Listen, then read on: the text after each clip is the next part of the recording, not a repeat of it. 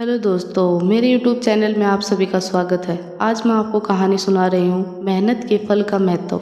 आइए कहानी को शुरू करते हैं। एक नगर में प्रतिष्ठित व्यापारी रहते थे, जिन्हें बहुत समय बाद एक पुत्र की प्राप्ति हुई थी। उसका नाम चंद्रकांत रखा गया। चंद्रकांत घर में सभी का दुलारा था। अपनी अति कठिनाई एवं लंबे समय के इंतजार के बाद संतान का सुख मिलने पर घर के प्रत्येक व्यक्ति के मन में व्यापारी के पुत्र चंद्रकांत के प्रति विशेष लाड प्यार था, जिसने चंद्रकांत को बहुत बिगाड़ दिया था। घर में किसी भी बात का भाव नहीं था। चंद्रकांत की मांग से पहले ही उसकी सभी इच्छाएं पूरी कर दी जाती थी।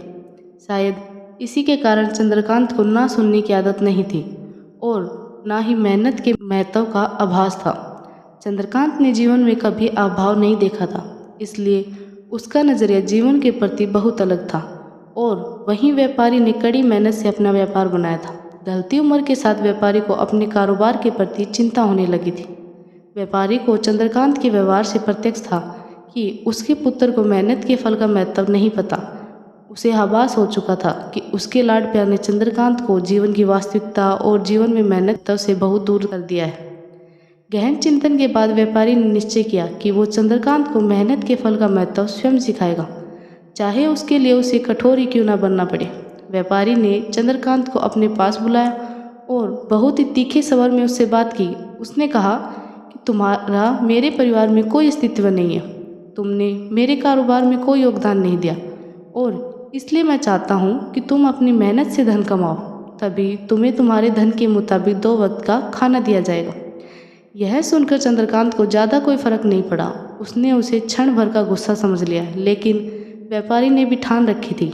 उसने घर के सभी सदस्यों को आदेश दिया, कोई चंद्रकांत की मदद नहीं करेगा, ना ही उसे बिना धन के भोजन दिया जाएगा। चंद्रकांत से सभी बहुत प्यार करते थे, जिसका उसने बहुत फ़ायदा उठाया।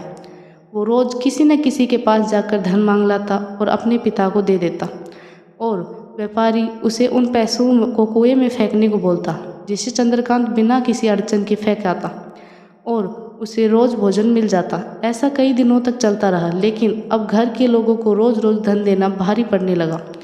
सभी उससे अपनी कन्नी काटने लगे, जिस कारण चंद्रकांत को मिलने वाला धन कम होने लगा और उस धन के हिसाब से उसका भोजन भी कम होने लगा। एक दिन चंद्रकांत को किसी ने धन नहीं दिया। उसे अपनी भूख को शांत करने के लिए गाँव में जाकर कार्य करना पड़ा।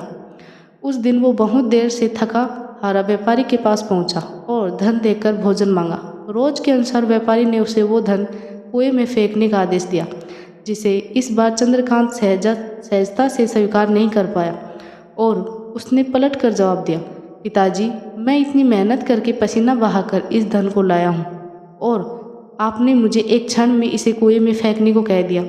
यह सुनकर व्यापारी समझ गया कि आज चंद्रकांत को मेहनत के महत्व का फल का महत्व समझ आ गया। व्यापारी भली भांति जानता था कि उसके परिवार वाले चंद्रकांत की मदद कर रहे हैं, तभी चंद्रकांत इतनी आसानी से धन को कुएं में डाला था। लेकिन उसे पता था एक न एक दिन सभी परिवारजन चंद्रकांत से कन्नी काटने लगेंगे। उस दिन चंद्रकांत के पास कोई विकल्प शेष नहीं होगा।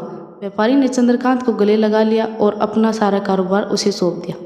इससे शिक्षा मिलती है, आज के समय में उच्च वर्ग के परिवारों की संतानों को मेहनत के फल का महत्व पता नहीं होता और ऐसे में यह दायित्व उनके माता पिता का होता है कि वो अपने बच्चों को जीवन की वास्तविकता से अवगत कराएं। लक्ष्मी उसी घर में आती है जहां उसका सम्मान होता है। मेहनत ही एक ऐसा हथियार है जो मनुष्य को किसी भी परिस्थिति से बाहर ला सकता है। व्यापारी के पास इतना धन तो था कि चंद्रकांत और उसकी आने वाली पीढ़ी बिना किसी मेहनत के जीवन आसानी से निकाल लेते, लेकिन अगर आज व्यापारी अपने पुत्र को मेहनत का महत्व नहीं बताता तो एक न एक दिन व्यापारी की आने वाली पीढ़ी व्यापारी को कोसती। थैंक यू दोस्तों। अगर आपको मेरी वीडियो पसंद आई हो तो लाइक एंड शेयर कीजिए और सब्सक्राइब कीजिए।